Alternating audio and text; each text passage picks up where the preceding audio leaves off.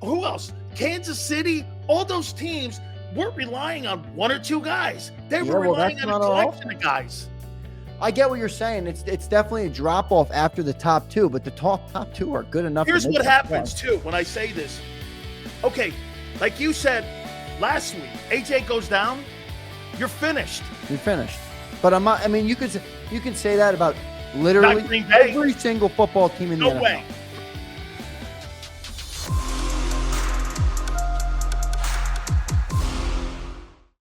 Let's bring Zander in now. Zander's been killing it, by the way. Big Sales, what's up, brother? How was your holiday, my friend? It was great, man. I don't like to call it a holiday because we're remembering people that gave their lives for us, but I do understand what you mean. I was at a Memorial Day ceremony yesterday, which was great stuff down in Cape May, New Jersey. Beautiful shore town, beautiful beach town. They do a great job on Memorial Day, but he said, and the guy who was giving the speech said, I don't say have a happy Memorial Day. Have a peaceful Memorial Day. And I thought that was good. So I hope everybody had a peaceful Memorial Day. I know I did, Sills. I hope you did as well. What I do is I always call it reflecting, with the people that served our country. So glad to hear that too, man. We sit here and talk football, Dan. I mean, we got I get it too, man. But there's nothing wrong with that team. That's for dang sure, man. Absolutely. All right. Zander, on May 28th, do you believe that the Philadelphia Eagles are a better roster today than they were a year ago? May 28th of last year? Yeah, to this year right now. Oh, it's tough because I think we feel like we do with some of the offseason moves and the benefit of it just having it just happen. But it's tough to argue Saquon Barkley covers up the loss of Jason Kelce. I mean, offensively, I guess maybe that's a 1-to-1. I think Kelsey's a bigger loss than Saquon has gained. So, and defense is tough because you lost Fletcher Cox. I mean, how many snaps did Fletcher Cox play last year? 700 snaps. So, the defense has a higher upside.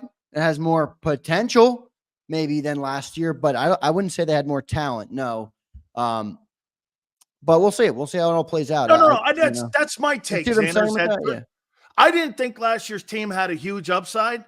This team has a huge upside because of the youth. Play to it. That's the problem, right? Like you always say, potential means they haven't done it yet. Like potential's not what we want, but that is what we're looking at.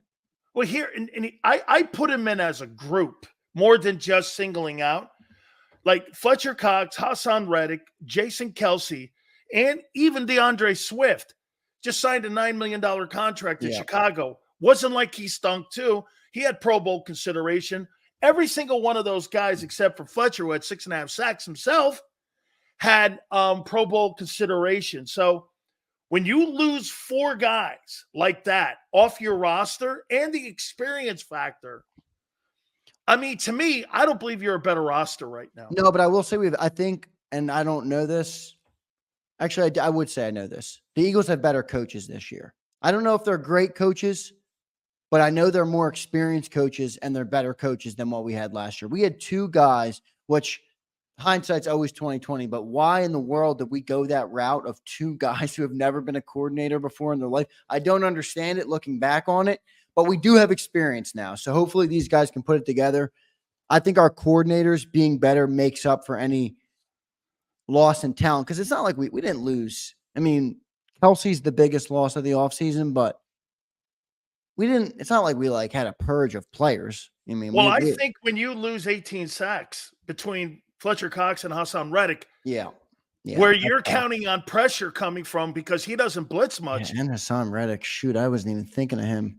How about this? You got 19 sacks that you now 6.5 and 11. That's 17.5 sacks that you lost off that team a year ago. Yeah, that's tough. That's tough to consider. That doesn't mean they're not going to play as good. They might still play great. May 28th, you got 18 sacks off that team. Yeah, this defense probably has less talent this year than it did last year. Yeah. With more upside. More upside, but what does that mean? Hope is not a strategy. Even Howie Roseman says that one. So. Absolutely correct. Yeah. Absolutely correct. Okay. By the way, this mandatory OTA, I said something earlier in the program before I get to strengths and weaknesses here. If you practice hard enough and that offense works out that defense and you get Quinyon Mitchell up to game speed and NFL game tempo along with Cooper DeJean, and even maybe Trotter Jr. or some of these other guys that you have, if you get them up and you practice hard, that transition, Zander, from college to pro will be accentuated. To me, I think this has got a lot to do with what you said just a couple minutes ago about the experience and the coaching staff that, hey, we can't lollygag our ass into this. We have got to really be more focused than we have been, say, in the last 3 years. You agree? 100%. And they're kind of showing that, which is good. Like, this is the first year under Sirianni that they're having a mandatory minicamp. Now, I'm not going to hang my hat on that, but here's what I'll say about Quinyon Mitchell. And back to the point about defense. If Quinyon Mitchell has a rookie year, and this is high expectation. If he has a rookie year like Sauce Gardner did, like he came in the league, he was cornerback ready. He was Cincinnati too, not a Power 5. Right. He was a NFL ready cornerback on day one. If Quinyon Mitchell can be that, this defense will be better. Then I would answer your question as the defense did get better. But again, that's a big if. Like, I don't know if Quinyon Mitchell is going to come in and be that. I would like him to be that. I think he can be that. I think what you're seeing so far are signs pointing in that direction. But, being good in helmets and shorts doesn't mean you're going to be good at stopping an NFL offense. But this is what you get with helmets and shorts and OTAs. Ready? How much information is he retaining? Right. You get a chance to look at footsteps. Remember something here, Zander, think about what OTAs with a zone defensive coverage guy is. Dude, how much contact do you get in a game anyway when you're playing zone? Very little. Very little. So you're really getting a full-blown view if you're Quinyon Mitchell or you're Cooper DeJean and you're at one of the cornerback positions, you're getting a game speed tempo look at what it's kind of going to look like. Now it's controlled. So you're getting more of what it's going to look like in a scheme that you're being asked to play. And let's not forget, those two players played zone coverage in college at both Toledo and also at Iowa. So they have a sense of what he's asking them to do. Yeah, I guess we're sticking with the zone coverage thing. They continue to go down that route. It's control and contain. That's him. You can't replicate, though, the physical. I know we're going to play zone and there's not as much physical. You can't replicate the physicality of an NFL game. No. And like Mike Tyson says, everybody has a plan until they get punched in the mouth. Like the shirts and short stuff at OTAs, it's really a place where the most athletic players thrive. And I think that's kind of why you're hearing Devin White looks great, right? Like Devin White's always been that big dude that can run a 4.5. So he's always going to look good in this instance. Does he have instinct? Can he handle the physicality of the NFL? Can he handle the guards pulling and getting to the second level? Those are the things I want to see that you'll never see at this time. And we can't see it until the season starts, but that's why I'm so dang excited for the season. I got so many things I'm looking for. And even just doing the shows, doing it with you, doing Birds 365, I'm so locked in every different detail of the team. There's a lot of things to watch, a lot of things we need to go right, though, which can be scary. Here's my problem with Devin White. All those things you mentioned have never really been a question. To me, it's his mental fortitude. Yep. I mean, do you allow things to beat you up? Do you allow business of the game to get you down? I thought you nailed it on Friday when you talked about him getting the business of the game. I think the business of the game beat him down. But hey, Zander, I'm going to tell you something that I rarely tell people. Dog, you go home sometimes because the game wears you out. You look in the mirror and you go, I don't want to do this anymore. I believe it, man. Hey, and you're making all that money, and then you catch yourself going, what am I saying? Dude, the game is so mental. And some of you are going, hey, suck it up, man. I go to work every effing day, and I completely get it. You're so right. But when you're in that environment like that, man, and there's so much pressure on you to succeed like that, again, I'm not making excuses, and I don't want it to sound soft. However, Prince, I think you were like the first guy kind of like to hit on that the business of the game beat him up. And that's my problem. Zander, if he goes into a 3-game slump and all of a sudden he plays bad, is it going to go like this? Well, shit, F it. Here I go again. I don't think anybody's questioned the 4.5 40 or the 4.4 40 or the being able. This guy was the captain of the team. It might not mean much. He was the captain of the team that won the Super Bowl in year 2. I mean, what happened to that guy? That's the guy I want. When I saw that guy, you were like, holy shit.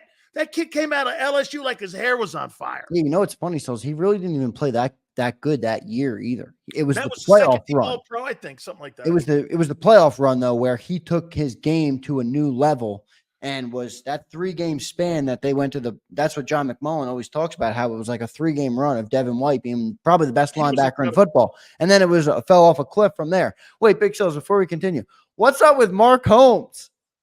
I heard he's coming. Apparently he's chirping you on his show. You know what? It's easy to chirp Big Sills when you've been hiding in like witness protection because the Eagle fans have beat the living shit out of him like he was a jailhouse cellmate. You guys have absolutely spanked this guy.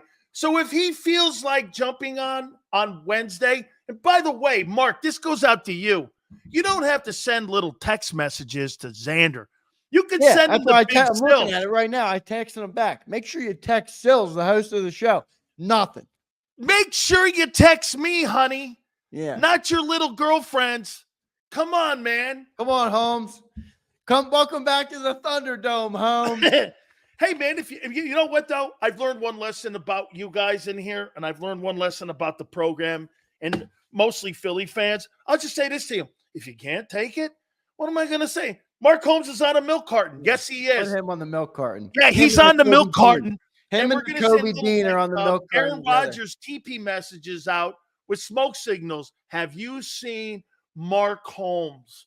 If so, please contact the Dallas Cowboys. Don't worry, their lines are open because they have no postseason ability to make the playoffs. Just go ahead and call it 1-800-1 and done. Here we go. All right, Zander, we're going to play this game with you now. We're going to play strength or weakness. Now, remember, I'm not talking about one dude or two dudes. I'm talking about a group. Yeah. Okay? You keep 10 O-linemen or 9 O-linemen. Depends. Okay? Right. Offensive line. Strength. Still got Mailata, still got Dickerson coming back. Jurgens has proven he's at least a formidable NFL lineman where he can stop the defensive line. Let's see how he does at center. I think he's got a bigger, more expanded role there. So still a lot of question marks, but then you have your staple right tackle coming back, Lane Johnson. I like the depth. You also have Jeff Stoutland. They added Mekhi Becton. I'm comfortable saying that O-line will still be a strength for this football team. Steen, too, Steen's a question mark. But even with Steen as a question mark, what I just said, I think this offensive line, even if he's not, I think he will be, but even if he's not, I think this offensive line is going to be a good offensive line. Did you think the right guard position was an issue last year? No. Okay. And I don't think it's going to be this year either, because you know why? I mean, you have a different guy playing. You have Stoutland. Yeah, but long as Stoutland's in the building, exactly. Yep. I don't really care. I think he can change out a spark plug and it's the same engine. You know what I mean? Yeah, I agree. 100%. This is going to be an interesting one. Wide receiver. Strength. Get two guys in the top 10. Well, two guys in the top 10. Keep 6. Yeah, I know. But Dan, who's going to get the majority of the production? 90% of the wide receiver production is going to come through A and B. Your wide receiver group is what? A strength? With 6 guys and you use 2. And you become predictable with just those 2. You don't become predictable with those. You were 1-7 down the stretch. Everyone knew where the play was going. Dan, even if something is good enough. Your numbers didn't pan out last year, dude, for winning. For winning, yeah, that's a different argument. From a wide receiver perspective, they were a positive for the football team. No, they lost. Well, that's a team game. It's not evaluated on the wide receiver play. I'm asking, so you think 2 guys out of 6, what are the other 4 going to do? Dan, the last 4 make up 5% of the production in the room. How come the teams that went further into playoffs didn't have any of those guys like Green Bay, Houston, who else? Kansas City, all those teams weren't relying on 1 or 2 guys. They were relying on a collection of guys. I get what you're saying. It's definitely a drop off after the top 2, but the top 2 are good enough. Here's what happens too when I say this. Okay, like you said last week, AJ goes down, you're finished. You're finished. But I'm not. I mean, you can say that about literally every single football team in the NFL. No way. Green Bay has a collection of young guys that they spread the ball around. Picking positions. You just said that about a different position a minute ago. If Patrick Mahomes goes down, their season's done. Well, no shit. That's only one quarterback on the field. Yeah, I'm we talking. rely a lot on our skill position So wait a players. minute. Our football team is built Who in Green differently. Bay did they rely on to get the ball around a yard for those 36 touchdowns that kid loved? Jordan Love. Right. Okay. And I didn't even name Mahomes. I'm saying this, Ander. Other teams can lose receivers because of the quality of quarterback play in the pocket. Yeah. You I can't. don't know. I don't think Jalen Hurts has proven to show that we have that luxury yet. I will give you that. That's not to say I don't think he can show us that. But A.J. Brown went down in the playoff game last year, and we put up 9 points from the lowly Buccaneers. So, yeah, all signs would point to Big Sills being correct that if we lose one of them guys, we're screwed. But you're going to tell me that the position overall is a net negative? I'm going to tell you the group, yeah, because you only have 2 guys that you count on, and there's 4 other guys you're wasting roster spots for. Depth is a problem. The position overall is a positive for the football team. How in the world do you have 2 1,000-yard receivers and have done nothing with them the last 2 years? Because it's a team game, Dan. You can't just put a playoff. Well, then those numbers are irrelevant. They've always been Kirk irrelevant. Cousins' numbers are irrelevant. So are theirs. I know, but you still want good football players, Dan. You have good football players at the position. I didn't say you didn't. I'm saying that when you can have the guy with the greatest numbers on the planet, DK Metcalf and the other kid up there, they got 1,000-yard receivers. What are they doing with them?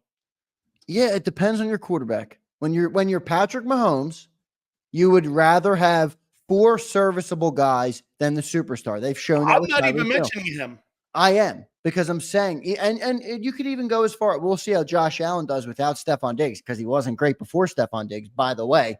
But that's a different type of quarterback. I'm not even talking about skill level. Jalen Hurts is not that type of quarterback where he spreads the ball around constantly. That's not his ball game. So 1 and 2, we need to be great. Okay. So if they have another year where these 2 guys get 1,000 yards and you don't do dick and you're one and done, what are all those numbers getting you?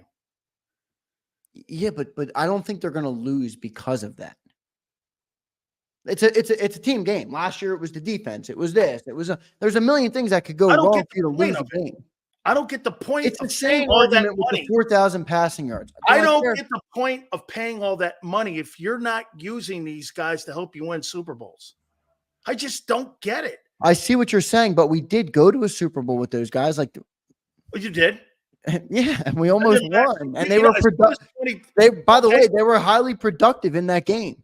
A.J. Brown had almost 100 yards, 98 yards passing and a touchdown in that game. Okay, we shall see. 2 years in a row. I think. All right. But your answer, the game, yes, positive. Receivers are positive. Running back. Mm.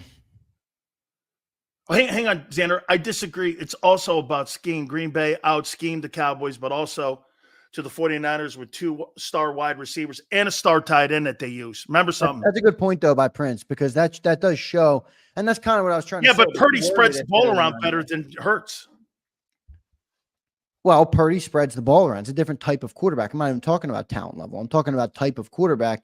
But that does show. I mean, what do you say about the 49ers? They have great receivers. Because they spread the ball around. Get this.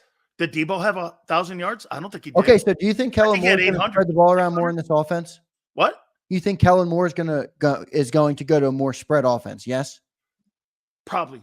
He's going to try, right? Yeah. This is where the first time I was on your show, you remember I said, yeah, I do. This is a make it break or year for Hurts. And that's what I think he's going to spread him out more. Hurts could have shit the bed this year. He's still going to be the quarterback of the Eagles. They're not moving on $100 million cap hit. 2019, 20. Kellen Moore's offense is going to force him to spread the football around. If he can't do it, you're going to know real quick because Kellen Moore won't be spreading the ball around. You know, people don't realize that kid Ayuk, when he 215 goes, Purdy doesn't have 2 good wide receivers. Dude, I think Ayuk had 1,300 yards last year. I think he had a big year last year. I think Debo missed too much time. I think he had like 600-700 yards. And that guy still threw for 4,100 yards and 30 touchdowns. Well, how can show enough say he doesn't have 2 good wide receivers? He does have. Yes, he does. Yeah, when healthy, they're as good as anybody. This is going to be interesting here. And I'll flat out tell you right out of the gate, I think this is a weakness. Tight end. Well, we skipped running back because we went back. Oh, running back. I'm sorry. Running back's tough because, boy, after Saquon Barkley, it's like it's a humongous gap. So I don't like Kenny Gainwell. I've never liked Kenny Gainwell. They love this style of running back of these dudes who are just out of the backfield that can do a bunch of different things. The only way the running back room is a positive is a strength this year is if Saquon Barkley is a true 3-down back and he plays every game. If he gets hurt, I'll give him 14. Play 14 games, we're yeah, good. But what games are you missing? If you play 14, but you miss the games in January, No, I don't care. If you miss a couple games in November, all right, fine. Yeah, agreed. But boy, it matters. We need you when it counts. And Will Shipley is not somebody I want to count on. I'd rather get a big back, and I've been vocal about that. I like a north to south runner, especially for Jalen Hurts. He doesn't like to throw the ball out of the backfield. So, but yeah, you could say that running back. I'm going to ride the fence. I'm going to go political activist on you. And I'm going to say it's right up the pike. It's a middle. So you're going to go push. I'm going to push. Okay. All right. That's kind of, I guess when I do weakness and strength, it's a push because I think it's both. Because if Barkley, like you said, if he plays 14 games and he's healthy for the playoffs, it's a positive. But because of the lack of depth, he's not going to get a lot of rest time. And one of the reasons DeAndre Swift wasn't used down in the red zone, they were afraid to push that number by putting more reps on him. So, I mean, yeah, John McMullen's kind of changed my thinking on the running backs. Like before I talked to John about this, because we had a nice little deep dive on Saquon and the Eagles using him. Before I had that conversation, and I still think this, but how they were going to use Saquon in my eyes, versatile, can throw him the ball out of the backfield, can line him up in the slot if you need to, good blocker out of the backfield. He's that every down back that's obviously supremely gifted athletically. I thought it was going to be a huge positive, but John McMullen thinks they're not going to use him like that at all. Like, take what you think they're doing with McCaffrey in San Francisco. They're not going to do that. That's what McMullen is telling me he believes they're going to do. So if they do that, boy, I think the running back will be a letdown this year. The discipline says having Carson Wentz as a backup is great for Kansas City. The tight end is going to be huge this year. Number 3 won't see the football. I think what Carson Wentz has done the last 2 years, having worked with Sean McVay and with Matthew Stafford and now with Andy Reid and Patrick Mahomes, is arguably one of the best things he could possibly do for his career, what's left of it.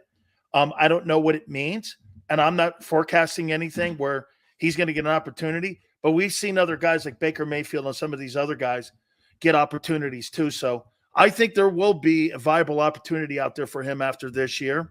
So, but I don't have a crystal ball on what I think it works out for him, because he's also kind of in that Devin White room with me. Hey, dude, it's one thing to say you have a bad knee injury, or you know what I'm saying, Xander, you have a bad foot. It's another thing where you say you have bad character. I mean, when you have that issue, that's not coachable. You know what I mean? Yeah.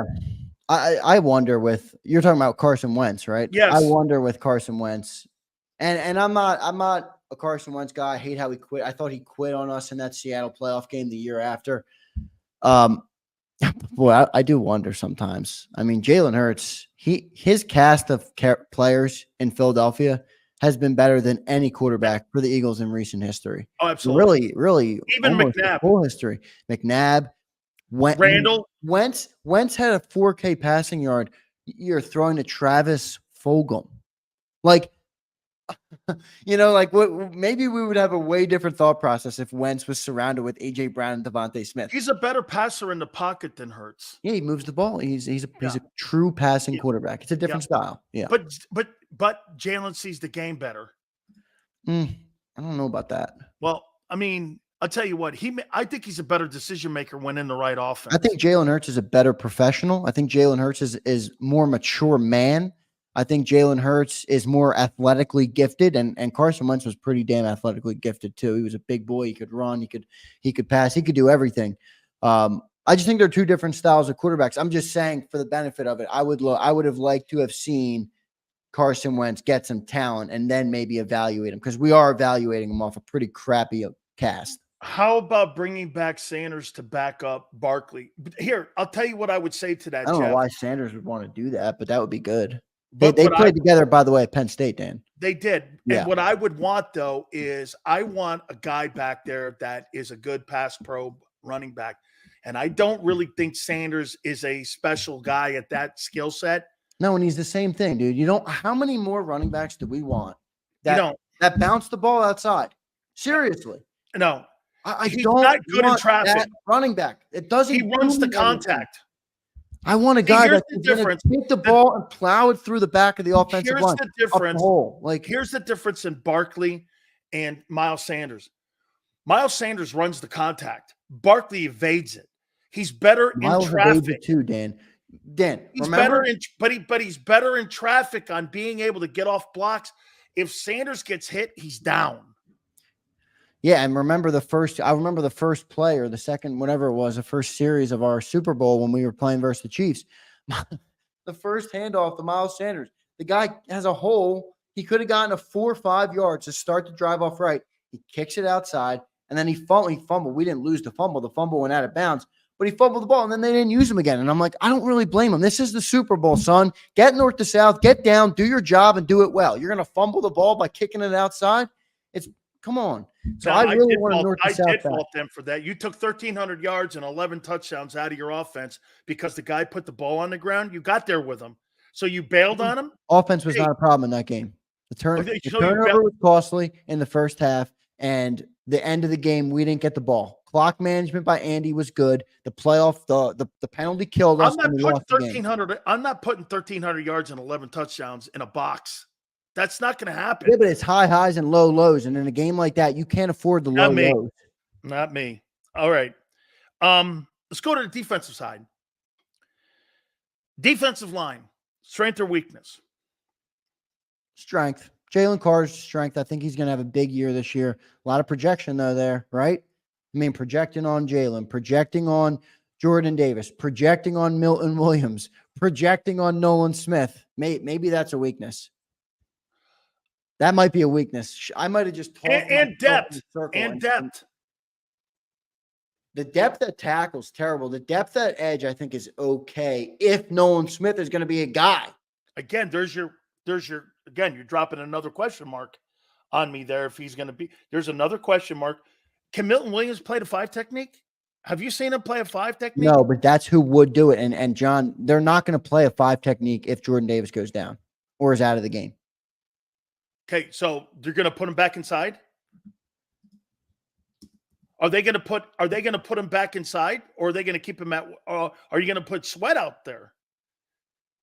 I mean, who's your depth behind? If you played, here's your 3 guys right now. If you're playing first, let's go 3. You're going to go Milton Williams, Davis and Carter. If you go 4 defensive linemen, you're probably going to go Sweat, Carter, Davis. Who's your other end? Nolan Smith? Holy shit. That's enormous. No, Bryce Huff. Bryce Huff, the lowest rated run stopper. And wow, man. Maybe that's where you put Milton, and BG is also effective against the run. Okay. But that's relying a lot on an old guy. Issue. You think BG could play 62 plays a game? No. BG's not doing that either. It doesn't matter what I think. BG's not playing that many snaps. I think this is one of those positions where you look at the guys and you see, again, this is an upside conversation here. You're projecting again here. This is a Howie projection. Hey, Sills, do I think that Jordan Davis will be in a natural position at nose? I think it benefits him. And I think Vic's going to know how to use him. Jalen Carter, I have the same opinion of him that I had of him on draft day. He's going to continue to get better. He's going to continue in his second year to get better. He's going to see the game more. I have not wavered on anything with that kid. I think that kid's projecting and aiming in the right direction. Milton Williams playing a 5 when he's traditionally inside. And if you play him inside, so you're going to run him down inside the defensive tackle position. If someone gets hurt, you're going to bring Sweat over to the other end. And then you're going to rely on either Huff or Nolan Smith to play the odd end. Yeah, that's a tough position. They don't have that. They don't have enough depth there, and still, like, I love Jalen Carter. I think Jalen Carter is going to be a star, but we haven't seen that yet through a full season. Now, I mean, he was a rookie last year. I think he overperformed for being a rookie, but You're right. There's a lot of projection there and not a lot of depth. If one thing goes wrong there, you could be in trouble. And you're counting on guys that you don't. I don't know. Nolan But Smith. I'm okay counting on guys with great Put talent. Nolan Smith on the milk carton, Dan. I think he Yeah. doesn't look like he's going to be No, a dominant edge in the NFL. No. I don't. I hope he is. I really do, but I don't Hey, see dude, it. before I move on. Oh no, we're gonna. Oh yeah. Well, before I do this, why is John McMullen's love child Nakobe Dean? Like, I mean, Yeah, what is that with that guy, man? I mean, well, I mean, he did say today after our segment with the guest, I'm not sure if you were on for the whole show. He did say he hasn't quite shown anything, but you're right. He's given him a lot of excuses. I'm done with the excuses on Nakobe Dean. It's put up or shut up, and I think you will see that this year for him, though. Like, they can't afford to live and die on the Nakobe Dean hill. linebacker, strength or weakness? Group. Weakness. I'll tell you what you're hearing. Major weakness, actually. I'll tell you what I like. What I'm hearing now. Vic is pumping this guy, Zach Bond, up like he's And like you're falling Ray for it. Lewis. You're falling for it. Well, I'm falling for it because that's coming from a guy who doesn't blow smoke up anybody's tailbone. Yeah, but he still has to. I mean, he's a new coordinator. He's been around the game long enough to know that there's some level of a game that has to be played. You're gonna tell me Zach Bond is gonna make a difference on a Super Bowl contending football team? Listen, I told you last week. I've pulled back a little bit. I just want him to be decent. Yeah, and I'm with you on that for sure. If you, I mean, if you want them to be anything more than that, you're gonna be disappointed. Anybody that thinks that. So no, I just want them to be decent. Yeah, I want them to be decent as well. That's all I want from the whole defense. I know that I don't like saying that because I almost feel goofy saying all I want you to do is be mediocre. What a loser's comment, right? Hey, just be medium. Yeah, but I think the NFL too with these rule changes. Yeah, you're right. Tackle and all that shit. How good is our offense or how good is our football team if the defense goes from 30th to 15th and Hurts cuts down the turnovers? Super Bowl. Well, forget the personnel at that point, right? If your defense becomes 15th, I don't care who's out there. If your defense is 15th to 18th and Jalen Hurts doesn't turn the football over, we got to. You want to hear the most important here? Sills, your defense was ranked 27th. What were they in points allowed? 9th.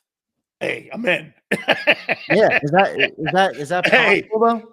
Hey, I'm in. So they ran nuts on me from 20 to 20. How'd they do in the red zone? Well, you were 9th in points allowed. Well, shit, I'm going to win everything. Yeah. Do you know what we were last year in points allowed? What? Do you know what we were last year in points allowed? Oh, man. It wasn't 9. Different seasons, though.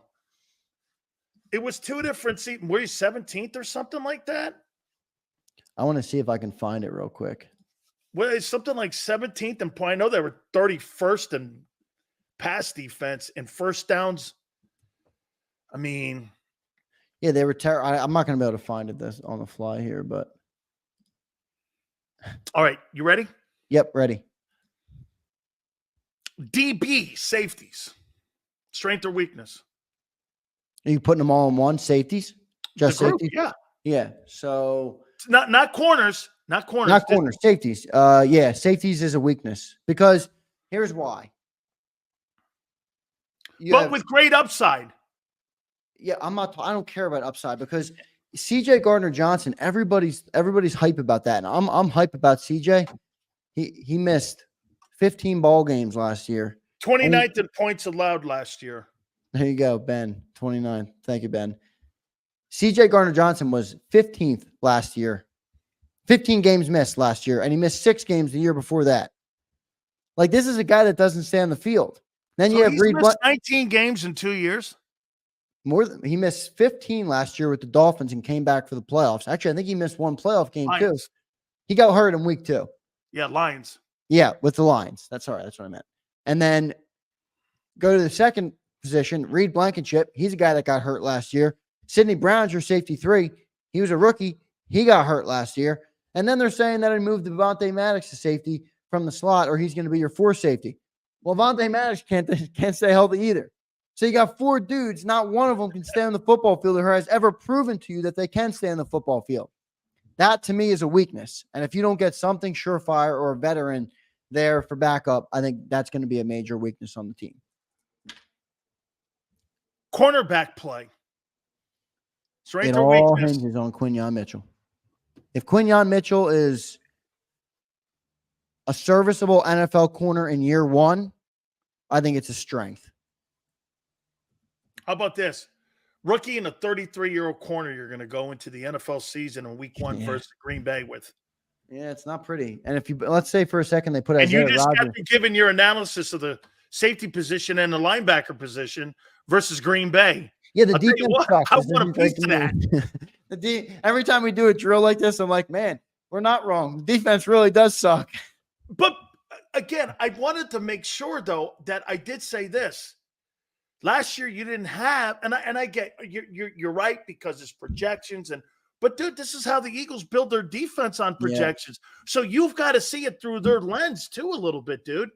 Okay, look, you and me may hate the word potential and also projecting, but that's how Howie talks. Yeah, he talks that way. He said that about Bryce Huff. He said that this is what we're looking at with Cooper DeJean. We forecast him playing on the numbers. I don't know about that. I think he's going to be more in that slot safety and more in that safety position. Listen, let's revisit this because John McMullen wanted none of it this morning, and I get why. He's got the key fob. He's going down there and seeing them. What I'm looking back in hindsight, and I know everybody's going to be like, oh, quit reliving the past. Well, I wasn't doing shows when this happened, so I want to talk about it. They let Hassan Reddick walk out the door. Well, they traded him out the door. They got a BS pick 3 years into the future, and you weren't even allowed to ask the general manager about it at the press conference. He threw a hissy fit when somebody had a question that pushed back on it. We let the best guy on a defense, which was a pretty weak defense, walk out the door. You signed a guy who has proven far less, paid him more money. The Jets didn't give Reddick a contract. It's not like they were like, oh, they paid him. We didn't want to pay him. He's going to play out his contract in New York.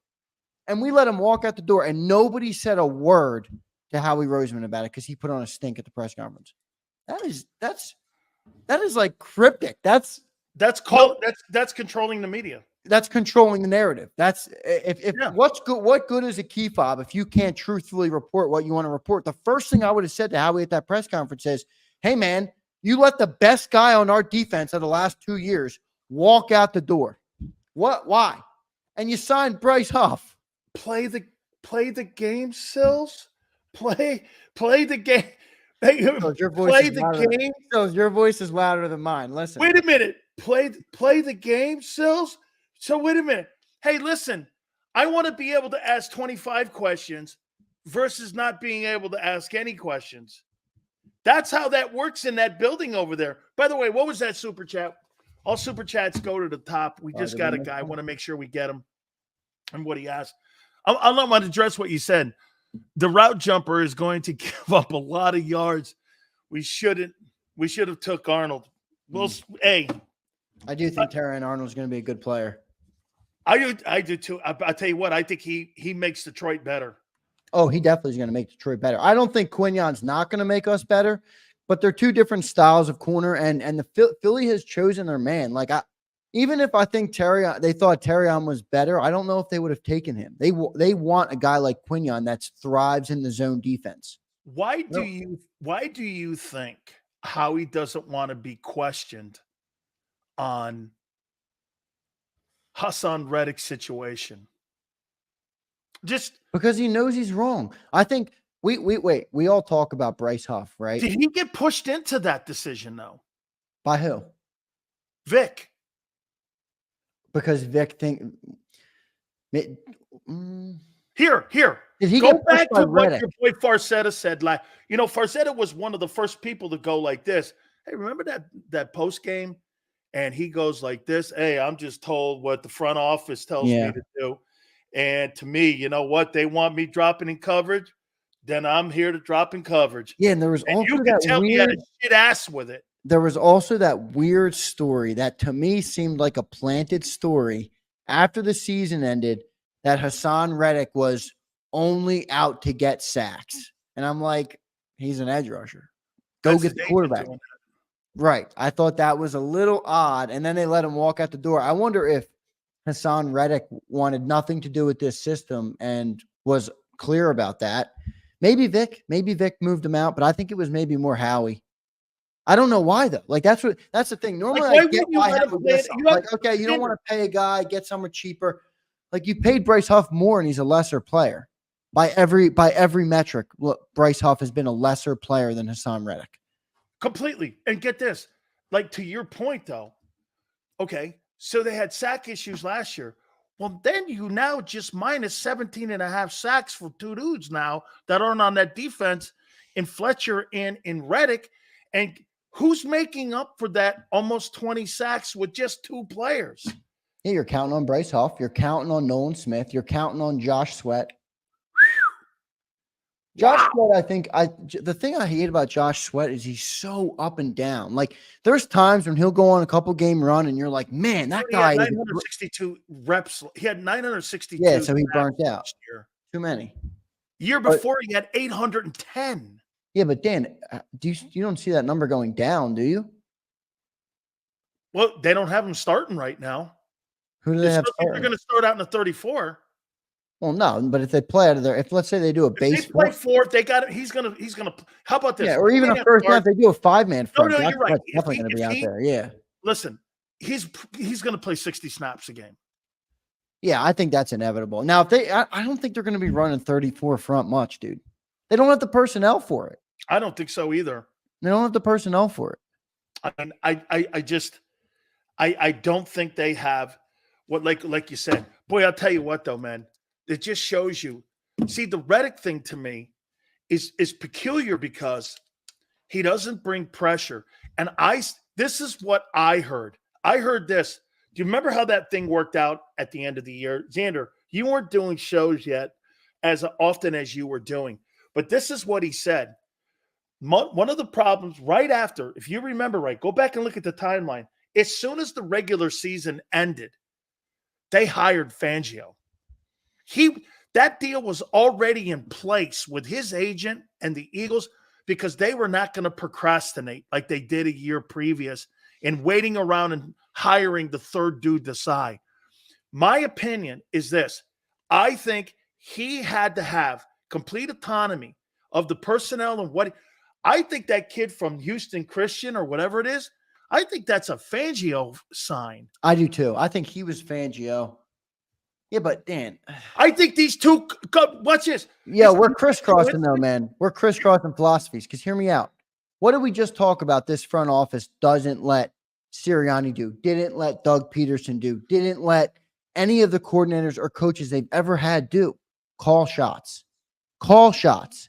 You're telling me Vic Fangio came in here before he even played it down or his defense played it down for the Eagles. He told Howie Roseman to get rid of their best defensive Was he player. not the consultant on that defense and offense when he they was went to actually an offensive consultant because years he was ago. putting the offensive guys.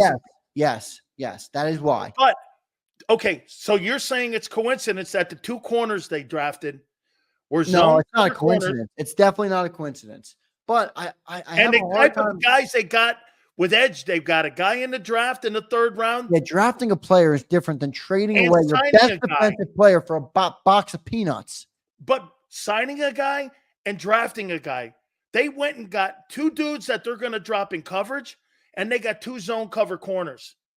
I'll tell you what, that sounds to me like a guy who asked for some. He may not have told them, but I'll tell you what, they gave him the players that fit his system. Let me ask you this. You're a defensive guy. You're a defensive tackle, played at a high level. In today's NFL, passing, offense heavy, tons of passing yards, tons of passing touchdowns. Does dropping people into coverage make more sense than fans or other people like me, people in the chat give it credit for? Because the minute we see it, we're like, why are you dropping a son into coverage?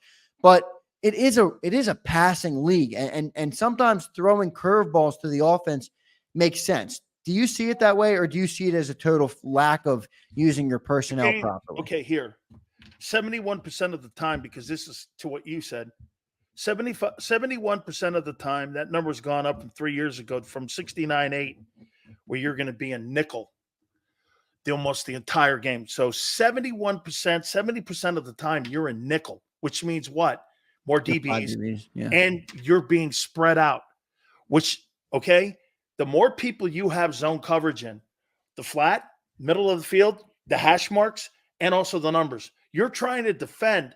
That's why the 34 is more open to today's NFL, and where you're seeing this, Zander, control and contain. Keep everything underneath. Don't give up the plus 25 play. And how many games have you seen, Zander, where you see this now?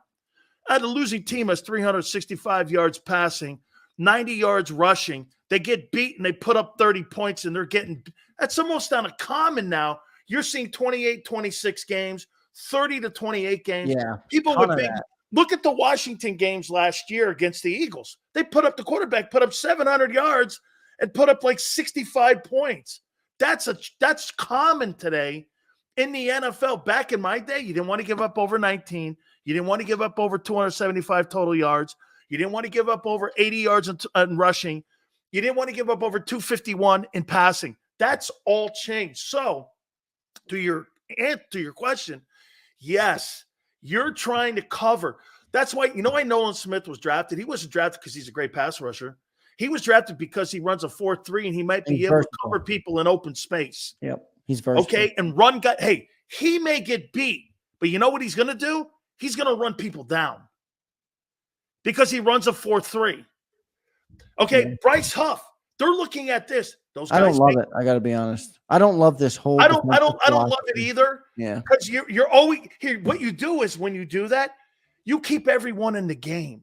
Well, and here's the other thing I hate about it. Like, you don't control the opponent. That's what I mean. And you almost like if you get into a situation where you need your defense to make a play or make a stop, it's almost like dying a slow, painful death. It's like my defense is bend but don't break. We don't have the players or the personnel to play a different style of defense. So when someone needs to kill the clock with 3 minutes to go in the fourth quarter, all they do is take what's given to them and march right down the field and kill all the clock. Ask yourself that. Well, this is what, and this what happened in the Super Bowl. Patrick Mahomes. Here's what you just said. Okay, zone defense. Do you want a slow death, or man defense? Do you want a quick death? See, I'd rather have a quick death. That's just me. So you say, especially if it means I'm going to get the ball back. Let's ask this last one here. Wait, one more thing on that point about the coverages and playing nickel. John insinuates they're going to play a lot of big nickel, which is a third safety, to kind of hide those linebackers.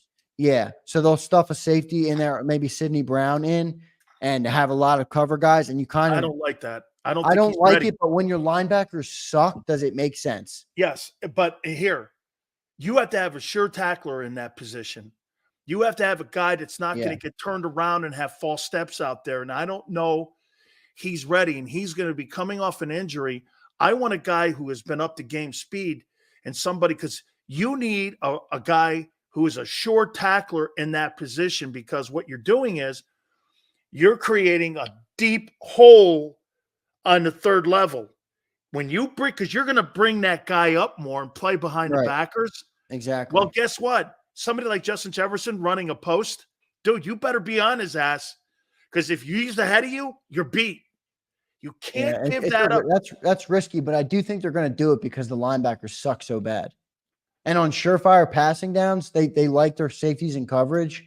I agree with what you're saying, that it does open you up to a potential, and if they're not, if they're going to play that with what John just said, so John's saying that they're counting on pressure and that the front's going to create pressure too. JM brings up a good point. And this is what I hate, right? The entire reason they brought the Fangio system was because of those Schwartz gambles that cost us games. What about the Schwartz gambles that won us a Super Bowl? What about Brandon Graham going and getting a strip sack? What about, you live and you die by the things, but I would rather have Jim Schwartz in that Super Bowl than have Jim Schwartz was the defensive assistant of the year in the NFL last year. Do you know that? Schwartz got us a ring. That's all I know. All I know is that our defense won, and it gave up all them yards. By the way, Brady, I think, threw for 530 in that game, or five. I know it was 5+. Get this, he thinks that Browns defense is going to be better. You guys that played Browns Browns, defense right? is actually pretty nasty. They got some good players on that defense, man. Dude, the linebackers they got are really good. Even the corners, that Denzel Ward guy, he can play, man. And then you got Myles Garrett. Yeah, they got some players up there in Cleveland. I think if Deshaun Watson puts it together a little bit, they could be a good team. Let me tell you this, man. You know what a ticket is to watch? Myles Garrett Lane. I want to watch. Hey, dude. He's a beast, that's you got to pay to watch all that. I want is an edge rusher that looks like that. Myles Garrett, Nick Bosa, TJ Watt. Like, give me, I want a mean mother that's gonna go in there and fuck somebody up. I like that Hendrickson guy that may be on the trading block, man. Yeah. Bengals. But you see, like you said, Cincinnati is a little too cheesy in how they do things, man. And it takes forever to get a phone call with them. Yeah, and their owner's a cheap guy, apparently. I don't think they're a great. Yeah, I'm curious to see what they end up doing with Jamar Chase and all those guys, Well, they just gave what's his name $55 million. Well, you weren't letting him walk out the door. No. He was the easy one, right? Everything else is You know what's crazy? I'm going to say this, and I'll say this to you here. I don't believe the Chiefs are going to win 3 in a row. No way. Yeah, it's very unlikely. I don't think you're going out on a limb with that conversation. No, I just and if Burrow's up standing right for 17, he'll beat him. I think you give Burrow I'm a Burrow guy. I think you glaze him a little much.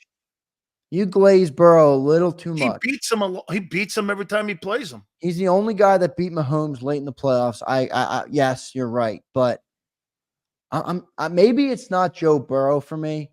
Maybe it's the whole organization. Cincinnati. I just can't get over it. The Bengals are going to be a Super Bowl contender year in and year out. Say it with me, Jack. I don't know about that. Say it with me. The AFC Championship game is Jacksonville versus Cincinnati. Oh my! The NFL would not like that. The NFL would not like that. All right, here's the last one. Here, you ready? Coaching minus, and I know you heard me prior to you coming on. The only coach with really big-time Super Bowl experience, I think Vic was in a Super Bowl when he was in San Fran. Vic's never won anything. 40 years, never won. But Nick has the recent Super Bowl experience, and Kellen Moore has none. Coaching, plus or negative? I'm saying negative because the head of your ship is still Nick Sirianni, and I think he has shown that I don't like Nick. I just don't like Nick, and he's the head coach. Like, your head guy matters. I think they upgraded at coordinators.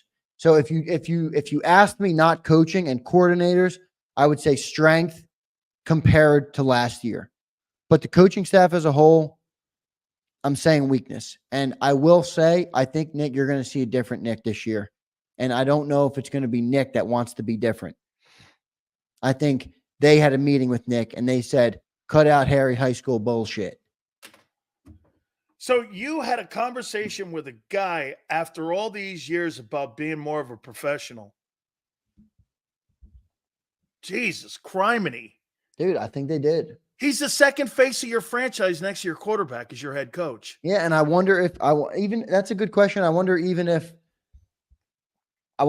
even Jalen Hurts had a conversation with the owner. Like, I don't know. I don't know if it works like this, but if I'm the owner of an NFL team and I pay my quarterback $255 million, I'm going to want to have a meeting with him too. Doesn't mean I'm going to take everything he says to the bank or I'm going to do what he asks, but I'd like to say to Jalen, yo, is Nick the right coach here? Because this thing is built on you. So you're going to say that in a meeting, or are you going to have your agent do that? Do you think Jeffrey Lurie meets with guys like Jalen Hurts, players of that caliber, or no? No. I think I think they meet guys like that, like Bob Kraft and like he doesn't. When that whole Garoppolo thing happened, Tom Brady didn't go to Bob Kraft going like this. What's his name wants to start Jimmy Garoppolo over me. I don't think that went down like that. I think that had to become a call from the owner himself, where the owner was watching these two guys. do this and bitching and all the stuff that was going on. And I think he intervened. The great thing about Bob Kraft is Bob never really got involved unless he had to. Spygate, Deflategate. Yeah, but our owner's not Bob Kraft. Trust me. Our owner loves football. Our owner loves this stuff. Now, I'm not saying you're probably right, and I think, Christopher, you're right in the chat. You're right. They're probably not talking to Jalen. The reason I say that is because Jalen Hurts has always, to me, socially talking to him.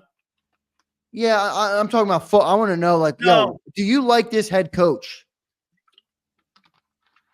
Because I don't know if Jalen would say yes to that. You're questioning Jeffrey Lurie's authority when you do that. No, I'm not. I'm yeah, not you are. That. I'm saying Jalen. He hired him.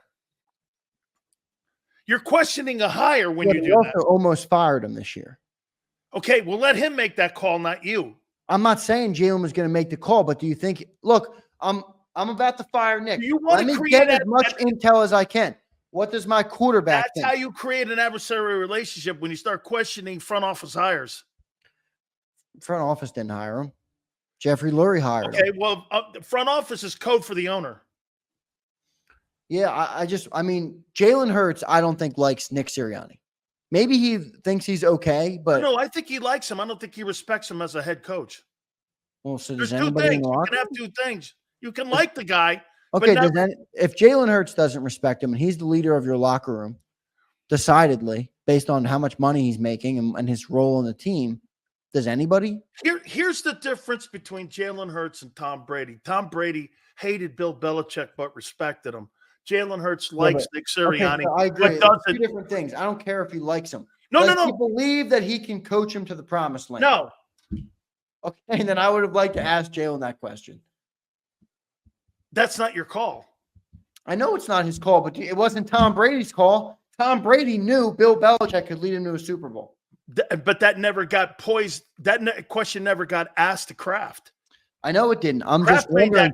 This was a weird offseason where they were waiting. They didn't know if they should fire Nick. There was a lot of indecisiveness coming out of the Eagles organization. I just wonder if they would have approached Jalen to just get his gauge. Hey, is this a coach that you think you can thrive under? I don't think Jalen likes the dude. I don't think Jalen is such a. So they kept the dude that Jalen doesn't like. That's my whole point. Okay. So they kept it. So Jalen asked him, I don't know if Jalen doesn't like him. That's what I'm guessing, but that's why I would have asked him. Under your premise, Jalen doesn't like him, but yet they went like this. Fuck you, he's staying. They never apparently, but well, if you're right, then they didn't ask him. Right. I'm saying though, if they were thinking of firing him, Nick, I wouldn't be surprised. Hey, dude, I'm about to keep this guy for another year because I want to give him another shot. Do you think he can lead us back to the Super Bowl? His job? Why do you think Nick Sirianni kept his job? I think because they like that he's does what the front office wants. He knows the inner workings of the front office. Yeah, but that's not something they can't teach to somebody. Well, it's hard to look at the record and actually. Doug learned the hard way. Hey, no, Doug got thrown out of there the hard way. Doug knew how it worked, though, and then the minute he tried to go against it, he got bashed. Doug Peterson's and Nick Sirianni's trajectory at the end, speaking of last season, is actually similar. Terrible season. Now, Nick won more ball games, but one guy went and said, this is what I want to do to turn it around. The other guy went and said, I'll do whatever you want to turn it around. They kept the one guy. They got rid of the other guy. Super Bowl didn't matter. Oh, the only reason that they got him fired because he had 4 wins. Because if he had 11 wins, Doug's not canned. I think he might have been. Even though? It depends how it ended. It depends how it ended. Oh, that's right. Yeah. If it was a collapse like this year, the meeting ended it. If it was a collapse like it was this year and Doug walked in there and said, this is who I want as my coordinator, and the owner didn't like it, he was going to let him go. Oh, so he knows the inner workings of how old Jeffrey and everybody work up there. Doug did. That's why I said Doug learned the hard way. No. See, remember Frank came on the program and prepped him for this job. You know how you keep this job? Let me ask you, are the coaches a weakness or a strength?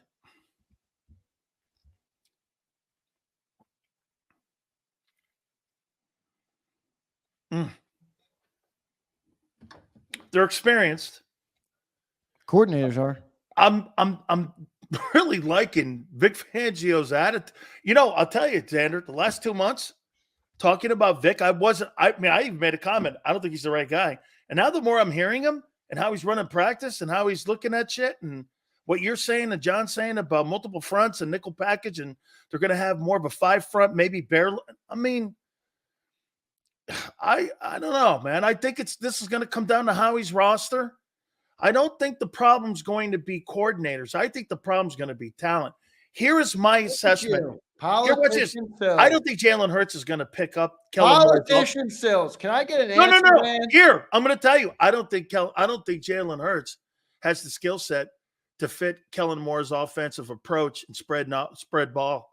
I don't think he could spread the offense out. I don't believe he's going to be able to do that. And on the other hand, with Vic is going to have to win the points against, because everything else is up for debate. Some guy's going to throw for 400 yards. Some guy's going to throw for 380. It's going to be about red zone defense for the Eagles to win this year. Their red zone defense has to be great.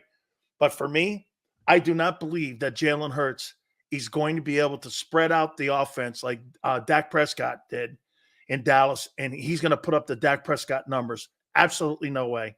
I don't see it. No, I don't either. He's not a better passer than him. I said it. I like the coordinators. I do. I actually like the coordinators, and that's without knowing what they're going to do. Do I think they fit the football team perfectly? Maybe not. I do like the 2 coordinators. But you asked me about the coaching staff. And as you said when you asked me about each position, I'm not talking about one guy. I'm talking about the group. Nick Sirianni's the head of the snake. If I hate the head of the snake, it's tough for me to like, anything else. No, I mean, hey, just like a good-looking chick, Hey, you want to face by a clock. I get it. Actually, you could argue it's a little different. Oh, my God. So you think which one of these – you think Vic fits the team better than Kellen? Vic is – I like Vic. I just don't like the style. But they've clearly they're shown they've shown that they're going to stick with the style, because now not only did they pick a coordinator for him, like you pointed out, they're now making acquisitions and draft picks and guys that fit that scheme. So they've clearly put their stake in the sand on the kind of defense they want to run. It's not my style of defense. I'm more of a go-get-him type of guy. I'm more of a Jim Schwartz type of guy. I get it. There's problems. I get it. But there's problems with every defense. Welcome to the NFL, guy. You're going to get beat. I'd rather die a quick death than a slow, painful one. Okay, here's just a couple here. Pro Football Focus had the top 10 quarterbacks. Yeah, I did this last week with John. In the NFC. And NFC. I did NFL. Okay. Prescott was number 1. In the open, yeah. Prescott was number 1 to them. Which is atrocious. Come on. And you had him there too. I couldn't believe it. 23. I couldn't believe it. You had Dak Prescott as the number 1 quarterback in the NFC. Based off of 23, he had a better year. Would you take Jared Goff or Dak Prescott? That's not what was asked. Okay, that's what I'm asking you though. You're expanding what wait.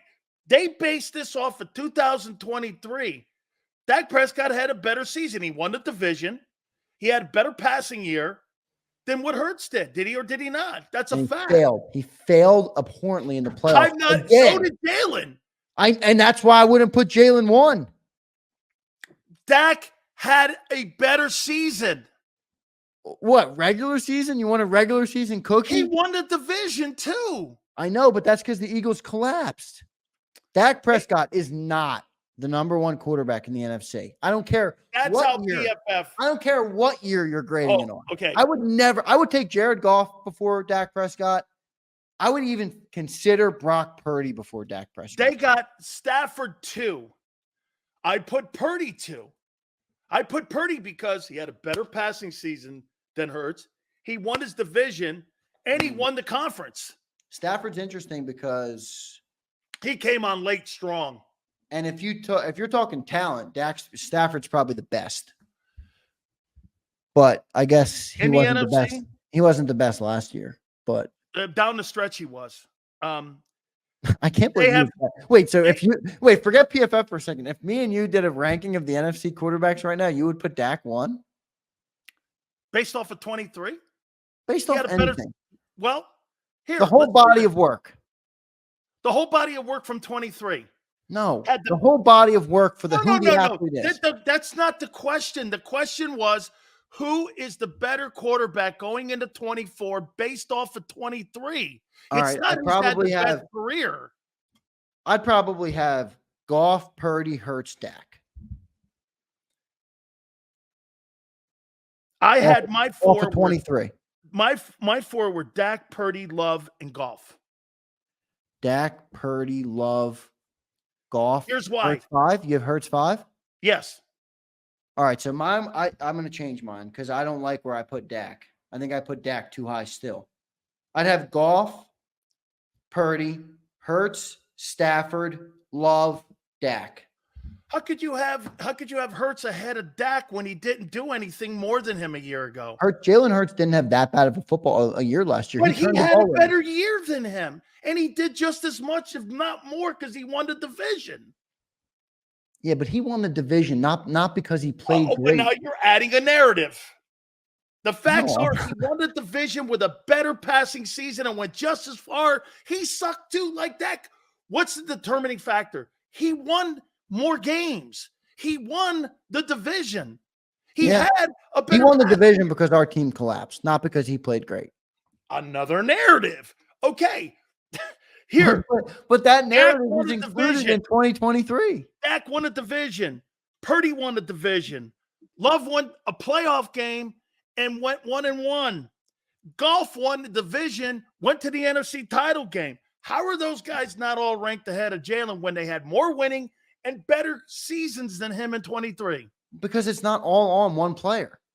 The question once again was asked, coming off of the 2023 season, who are you ranking going into the 24 season? It's not who the hell's the better guy over that one phenomenal season of 22. All right, so wait, you're telling me that Dak Prescott had a better season than Jared Goff? Passing wise. Man, now you're adding narratives. Well, good for you, good for me. I'm taking Jared Goff over Dak. Based on 53 million reasons why that may be right. Man, Dak Prescott got bounced by Jordan Love. You got bounced by Baker Mayfield. I know. I'm aware. Okay. He got bounced. Hey, I get it. At least that one. Well, they both threw for $4,000. How about PFF, though? PFF had Caleb Williams 10th. I went, come on. Caleb Williams, he hasn't even thrown an NFL pass yet. I'll tell you what, Atlanta's going to be interesting. I can't wait to see what that thing looks like in week 2. I like Kirk Cousins. He had 18. Get this. Your boy threw only 4 more touchdowns than he did a year ago, and he played half the season. He had 18. Yeah, but you love stats. You do. You just love stats. That's how you get paid on them. Ask your boy AJ Owens. Well, Jalen Hurts got paid off of one overhyped 22 touchdown year. Holy shit. You got to be kidding me, guy. Man, if that guy throws for more than 25 touchdowns in one season, I'll be stunned. Stunned. You got a quarterback that can't. Wait, look at this. Look at this. You got a quarterback. This is my boy. Wait, look at this. It's a team game. Dak's defense gave up 41 points. Dak also threw 2 interceptions, 304. Dak was terrible in that game. And every one of Dak's stats in that game were come from behind. That didn't mean squat. They put up like 20 points at the end of that game. That didn't mean anything. Dak Prescott did crap in that game. 304, you're not helping me. Come on, 304. Dak was terrible in that game. He was terrible. You're not helping me. All right, Zander, tell us where we are. Can we do this before I leave here? Yeah. Forget the 23, the PFF list. If we started the draft right now, yes, and only the NFC was available, who would you take first overall? Quarterback. With the current ages and everything that they are right now, with everything being what it is? Sure, keep everything the same. I think they're all bums in the NFC, but hey, let me see. I think they're all bums. See, Purdy and Hurts are so reliant on having a good team around them. I don't know what they'll look like with not having what I know what Hurts looks like not having good people around him. And I know what Purdy looks like You when don't he know doesn't that. have good people around him. Last time Jalen Hurts didn't have a good cast around him, he was a rookie. He was a Or second that year player. playoff game. Well, he still had a good cast there. He didn't play well. I mean, AJ Brown was out, but hey, you still had top five O line. You still had Devontae Smith, Dallas Goedert. I mean, he still should have played good in that game. Well, man, don't lose a headlight in your car, man. The car shuts down. I see. Okay. I'll tell you what, dude. Honestly, see, I can't take Stafford because he's too old. Here, I'll do it. You're going to go If Dak. I had to start my football, go Dak Prescott. No, if I had to start my football team right now with a quarterback in the NFC, it'd be Jordan Love. That's a good one. That's a good one. He showed a lot, right? He showed a lot for a first year. Dude, those first 6 weeks were rocky. Well, you got to give him that lenience, right? It's his first time playing in the NFL. Then he ends up with over 4,200 passing yards and 30 touchdowns. I'm not going to knock you for the Jordan Love pick. I think that's a good pick. Honestly, and I don't even think this is Homer. I might take Jalen Hurts. Brock Purdy doesn't – I don't see it with him. I'd take probably Love. I'd take Hurts. Here, let me ask you this. Yes, Dak. Dak is so meh to me. He's just like he's there. He can put the ball in tight windows every once in a while. Cool. Like, what would you take, Lamar Jackson or Hurts? Lamar. Okay. Allen or Hurts? Allen. Burrow or Hurts? Burrow. Okay. So those guys are all in the AFC? Yeah. Okay. How about CJ Stroud? Stroud. Just like that style better. It's just more my style. And you all your bums in the NFC. He's the best of the bums. And you're going to build your team. Hey, man, I can't draft for everybody in the NFC. I mean, I'm just playing how about Baker Mayfield over Hurts? Come on. Wait, he's 1-1. I Are you can't say taking that. Baker Mayfield over Hurts? I can't say that with a straight face. No, you're not taking but honest to God, hey, CJ Stroud and Jordan Love. I call Baker Mayfield Baker Hayfield. I hate that dude. You know what, though? I think he showed a lot last year, a lot of character. I did. You know, he's bounced around. And he came back and he signed himself a $100 million contract. Robbing a bank? Good. You had good character. You got paid a bunch of money. You're getting paid a bunch of money. You earned a big contract. Don't use that shit on me. I don't care that he had good character. I don't. He was playing for a massive contract. Give a shit that Jalen's a good dude. No, I don't care that Jalen's a good dude. That's right, man. Stop with those 20 turnovers. Be all right. Hey, where are we in likes, my friend? I have no idea. Let me check that out for you. Guys are doing great, by the way, the last couple of weeks, man. Thank you guys so much. Trying to get to 200. We are at 152 likes. Come on, man. Let's bump them up. Absolutely. All right, guys. By the way, I got something here for you. Dude, I'll tell you what, man. I can't believe that we saw and went through the strengths and weaknesses, and you didn't see my point on that wide receiving group of yours. You got two dudes. You lose one, you're done. Again, I'd still rather have the dudes. Would you rather not have the dudes? I'd rather be strong in the group and my quarterback be strong, being able to get the ball to all of them. Like, let me ask you this. You really believe that Jalen Hurts can spread the football around in an offense like Kellen Moore's spread offense? No, that's not Jalen's game. Well, that's who the coordinator is. He's a spread offense coordinator. You want Jalen Hurts to change. How about Kellen Moore change a little bit? Why'd you hire him? Because he's a good offensive mind. There's not one scheme. So wait, you're going to hire a guy who's never coached that style. Okay. Hey, no problem. It probably works. I do wonder why they did that. Well, no, you shouldn't, because now you wonder why they did that last year with those inexperienced guys. Wait a second. Look at this dude. Jalen Hurts is better than Josh Allen in his sleep. Come on, bro. Hey, dude, Dick Train. I'm an Eagle fan too, Dick Train. We got to be realistic here. Hey, don't forget. Come on, bro. Hey, don't forget to join Farzy in the morning. Also, he starts our broadcast team off and Zander's brought so much. You make sure you tell John McMullen, man, with that whoopee that he goes to sleep with that jersey of the Kobe Dean. I'm going to start it tomorrow on the Kobe Dean or the middle segment. Whenever I have a chance with John, I'm going to break into Kobe Dean because I need a John McMullen opinion on this, not a report. I want to know what John's thoughts are on this guy. Like, what has he seen in him that makes him have so much? Nothing. I don't think anything. I don't think anybody's seen anything from Dean. I really don't. Has anybody in the chat? Have you seen anything from the Kobe Dean? Nothing. Zero. All right, Zander. Zander, awesome stuff. We'll see you tomorrow at 3:30. Thanks, bro. See you. Gotcha. All right, folks, do me a favor. Hit the like button. Keep it here, National Football Show. If you missed any of today's show on the JAKIB Media channel, listen to the podcast on your way home. Available on YouTube, Apple, and Spotify.